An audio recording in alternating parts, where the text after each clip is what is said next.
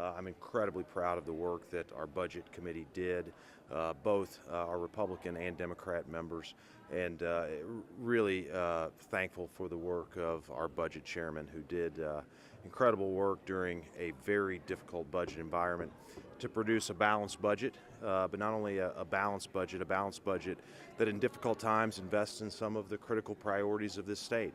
It's a historic budget to have the foundation funding formula fully funded for the first time in history, in addition to investing in other priorities across the state. So I'm going to turn it over to our budget chairman, and then you guys can ask whatever questions you have on the budget of him. Yeah, I mean, I think that we had a really good floor debate on Tuesday, and things went really well in my opinion. You know, nothing substantial changed on the floor, so everything that I talked to you guys about last week about the budget is still the same. We still fully funded the formula, as the speaker said. We restored the transportation cut that was recommended. That was $36 million.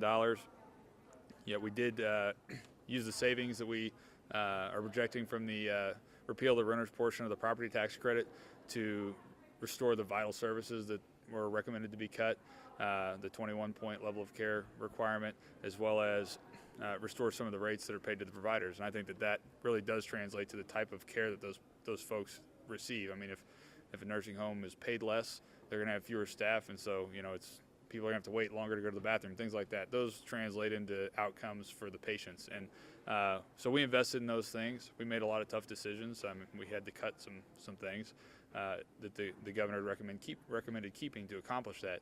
But at the end of the day, I think it's a budget that we can all be proud of. We did set aside money for a supplemental in case one is needed, which is something that's really important for us to do.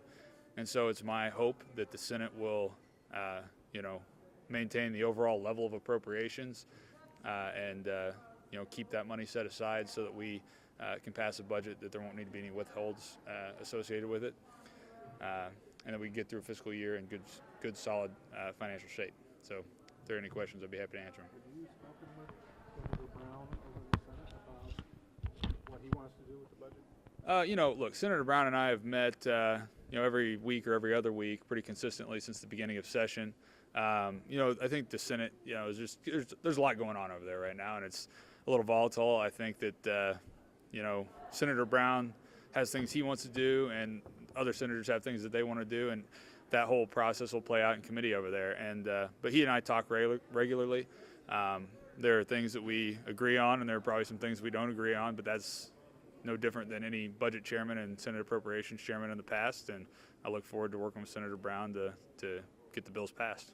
Senator Brown has said that he doesn't want to fully fund the formula because that will trigger mandatory funding for pre-K. What do you think about that? Well, look, this is what I told Senator Brown, and Senator Brown did vote against the bill that put that into place. So, he has some footing to stand on there. But the General Assembly did pass that bill just a couple years ago, and if we were afraid of funding early childhood education, then we shouldn't have passed the bill. That's my opinion. So, I think we should fully fund the formula this year.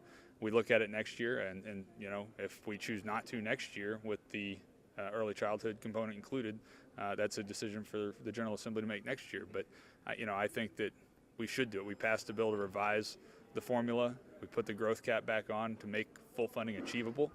And I think because we did that, we should fully fund the formula. So that's my opinion. Is there any one thing that you've seen throughout this process that you really wish you could have gotten more money for?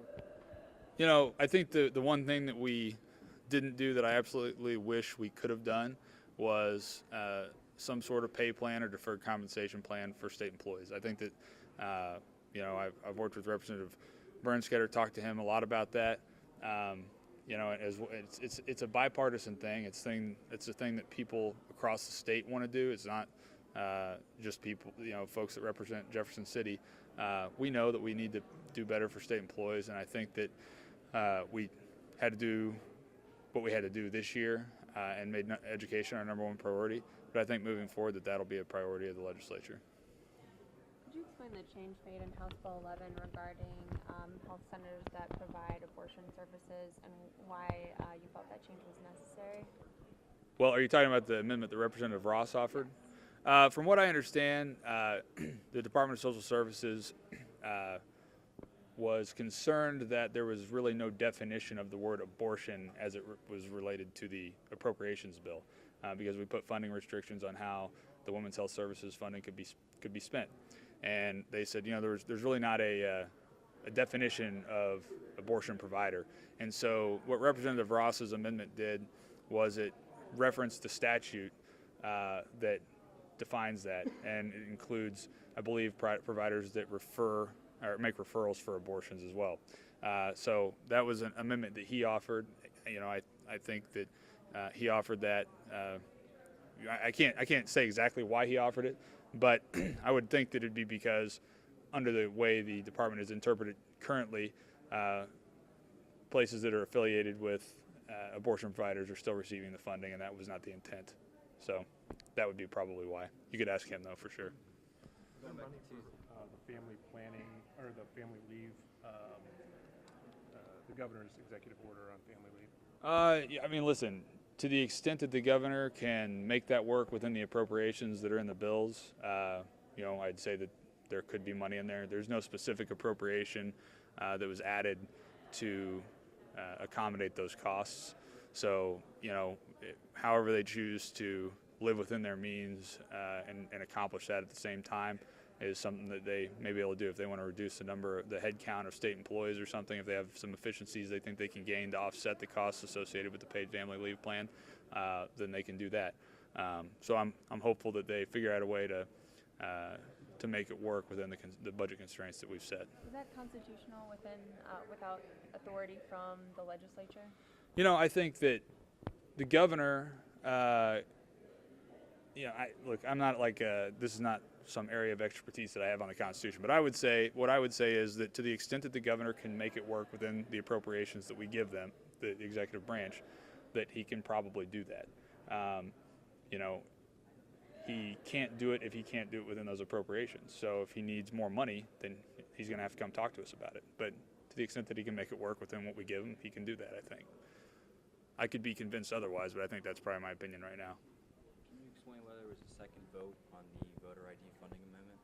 Yeah, so I had a conversation with Representative Meredith before that vote took place. And I don't know how many amendments we voted on yesterday, but we're on the floor for 8.5 or 9 hours. I told him that I looked at it and I said, look, I have concerns over whether or not the money can actually be spent. They do have some plans for using this fund for other election improvement items, but I suppose that if we want to give them the authority to spend the money in the event that it's available and in the event that it's determined that it can be spent, that giving them another tool in the toolbox to make sure that the voter ID law is implemented well is fine.